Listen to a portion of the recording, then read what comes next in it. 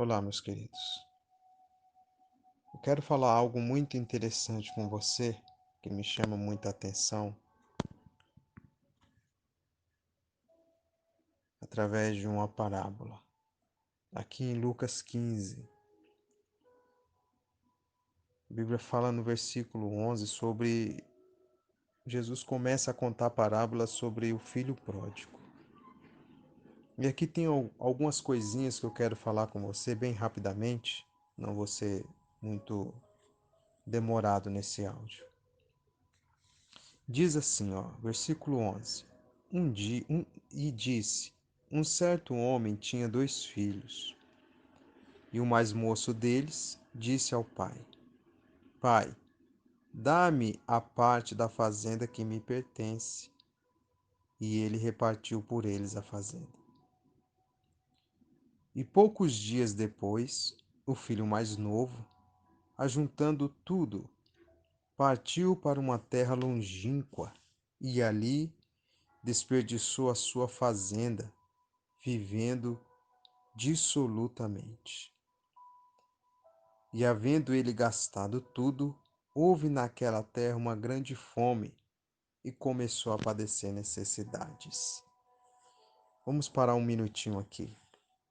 No versículo 13 fala que alguns dias após ele receber do pai a sua herança, aquilo que pertencia a ele, a Bíblia ensina que ele foi embora para uma terra bem longe. E ali ele começou a gastar, a desperdiçar, a Bíblia usa esse termo, todo o seu dinheiro vivendo uma vida errada.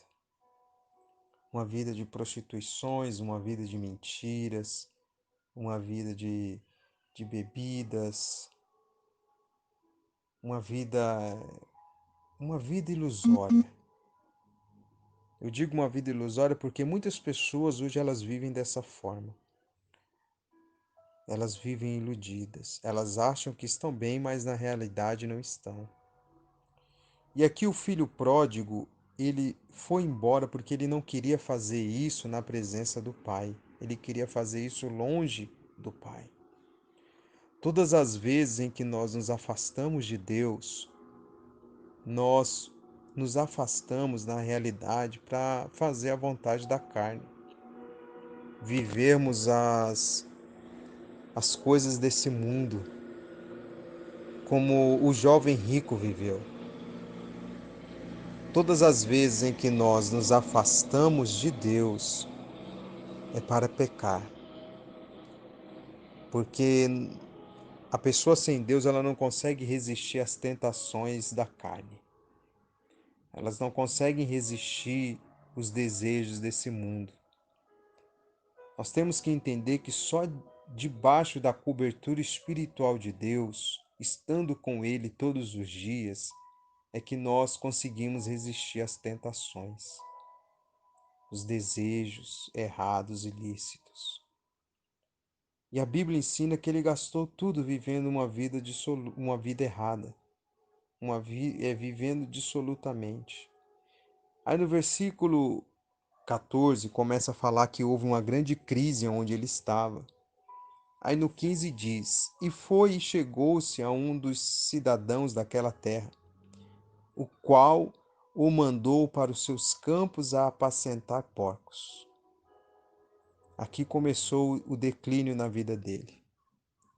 Ele tinha dinheiro, tinha condições, mas ele começou a viver uma vida errada e ele começou a cair.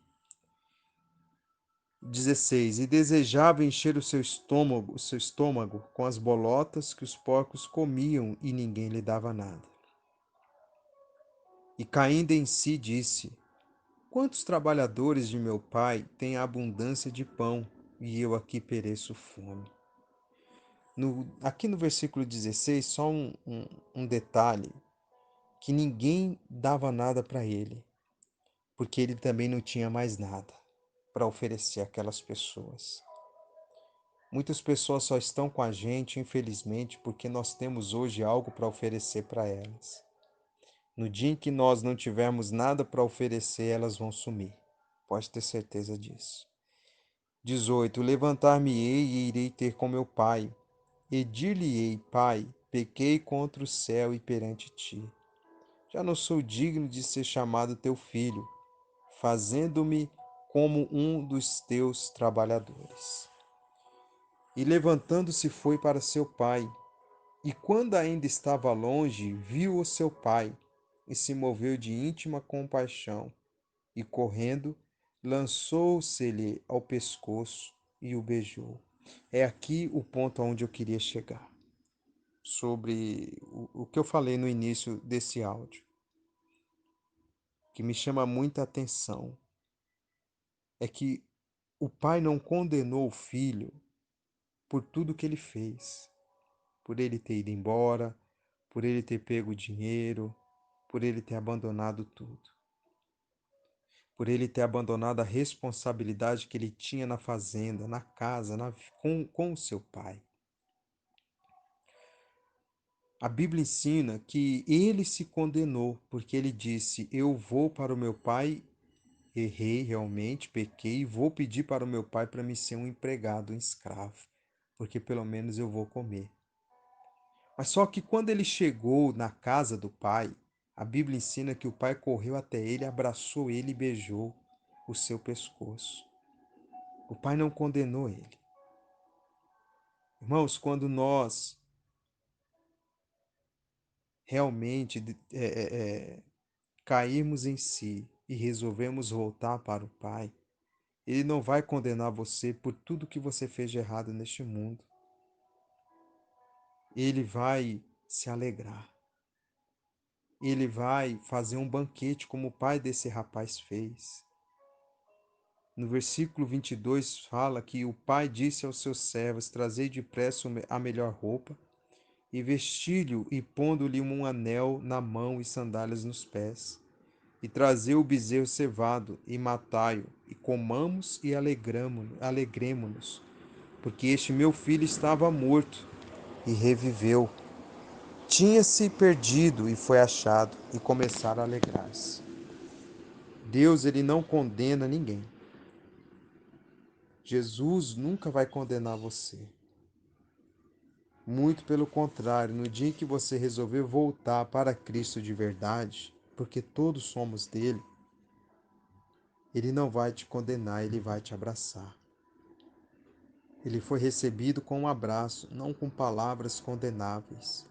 Em João 3,17 diz o seguinte: Porque Deus enviou o seu Filho ao mundo, não para que condenasse o mundo, mas para que o mundo fosse salvo por ele. Deus nunca vai condenar ninguém. Não. Deus, ele vai abraçar você. Jesus vai te abraçar. Então nós temos que voltar para ele o quanto antes, porque o fim está próximo. As coisas estão cada vez se estreitando mais. Então volte para Cristo o quanto antes. Amém? Foi um pouco longo o áudio aí, me perdoe, mas eu acredito que vai te ajudar muito. Deus te abençoe e um forte abraço.